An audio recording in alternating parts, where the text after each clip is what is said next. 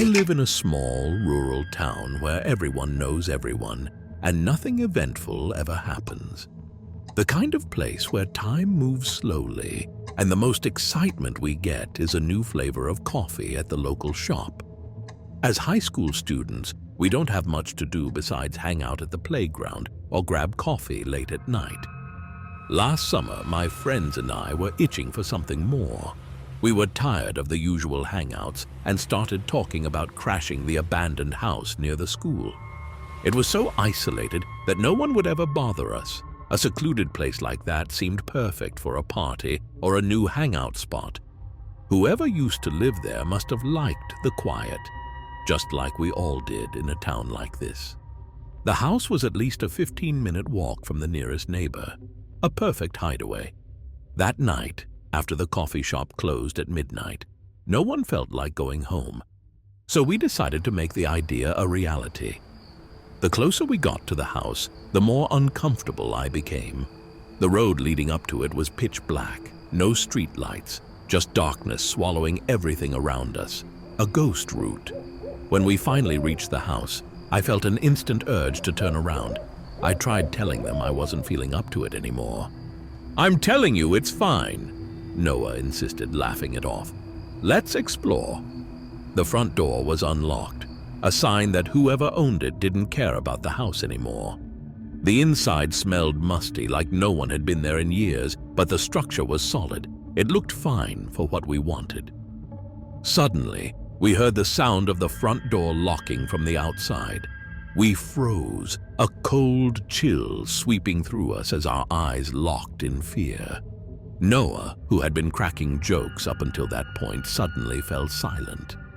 Adrienne looked from the door to the windows, trying to make sense of what was happening. I could feel the panic rising in my chest, and I wasn't the only one. "What the hell?" Noah muttered under his breath, his usual cocky demeanor completely gone. "Who did that?" "Someone's messing with us," Adrian said, but his voice was shaky now. I tried the door, but it wouldn't budge. A sinking feeling spread through me as I realized we were trapped in this place. "Let's go out the window," I suggested, my voice tight, but no one moved. We all stared at the locked door as though we could make it open with our minds. We agreed to climb out through one of the broken windows. I went out next to last, with Adrienne following right behind me. As I crawled out, I heard Adrienne gasp. "Did you hear that?" he whispered, his voice strained. I stopped, heart pounding in my chest. "What?" "Footsteps. Like someone's behind us." That was it. We sprinted towards the road, but as we reached the clearing, I couldn't help but look back. My heart stopped. In the shadows of the trees, I saw a figure of a person, standing still, watching us. Their outline was barely visible, but there was no mistaking the way they stood, unmoving and unblinking. We ran the rest of the way back to town. When I looked at Adrian, his face was as pale as mine. The next morning, I needed to know if what I'd seen was real. I drove out to the house, hoping to talk myself out of the fear. But when I arrived, the house looked unchanged. No broken windows, nothing out of place, just as we'd left it. The door that had been wide open the night before was now closed. I turned to leave, but as I did, I caught something in the rearview mirror. A person standing in the upstairs window, staring directly at me. I slammed the gas pedal, not stopping until I was back in town. I will never set foot on that road again.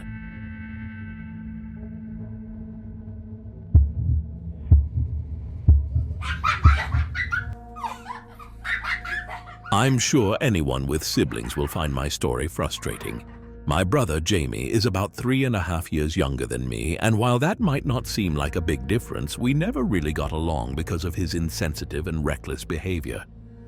Growing up, I was always the more cautious one, constantly trying to keep the peace and avoid trouble. while Jamie was rebellious. We live in a suburban area of a very small town, so as you can imagine, our activities are pretty limited. I moved into an apartment in town about 2 years ago with my girlfriend Emily. After I moved out, I started noticing that he felt left out and was irritated with me for leaving. On a random Tuesday evening in September, I got a phone call from him. His voice was rushed, and he only managed to tell me to check the location he sent me before his phone died. I could hear the stress in his tone, something that wasn't typical for Jamie. I immediately opened the location he'd sent me, which showed a village on the road to the next town. I checked with my parents, who were quite concerned when they told me that Jamie had gone to the nearby town with his girlfriend. We assumed they had probably run out of gas on their way home and were stuck there. My parents and I instantly set out to find them. The location was in the middle of nowhere. As we drove deeper into those woods, the roads became darker and the trees seemed to close in around us. I kept thinking about Jamie and wondering how scared they must be. At one point, my parents and I split up. They took one car down the main road, while Emily and I took a rockier, more isolated path. I don't know what it was.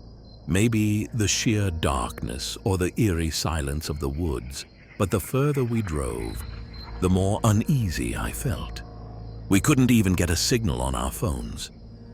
After what felt like an eternity, we finally spotted an old Ford parked ahead of us on the narrow road.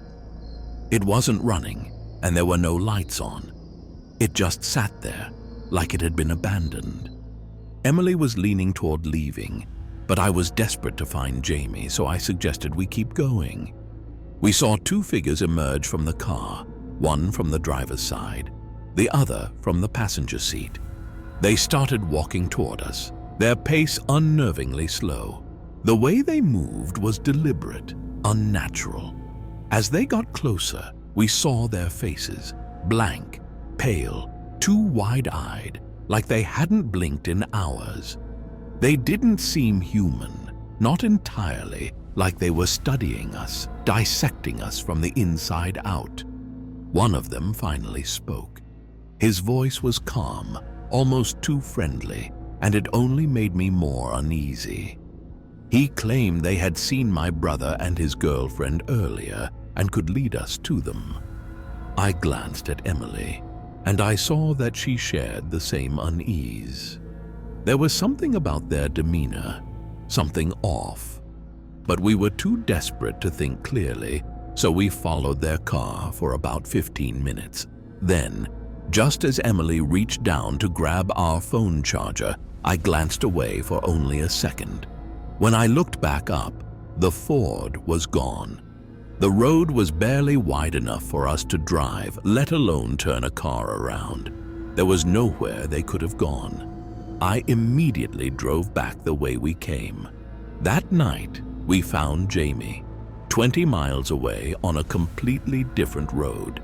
He and his girlfriend had been waiting for help, but they didn't see anyone driving an old Ford. They didn't know who we were talking about. To this day, Emily and I still get chills when we think back on that night, and we still don't have an explanation.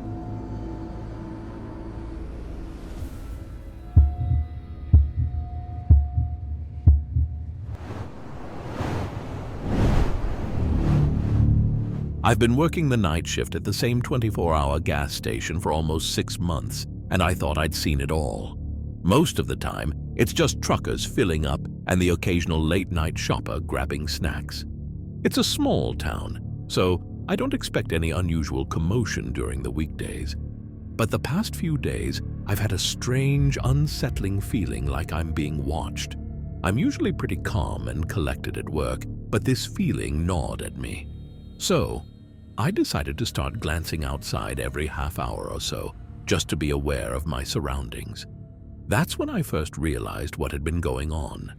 There's one regular who doesn't buy anything, doesn't even come inside. He just stands outside, near the pumps, or sits in his car, watching. He's in his late 40s, always wearing a weathered baseball cap, his face hidden in the shadows.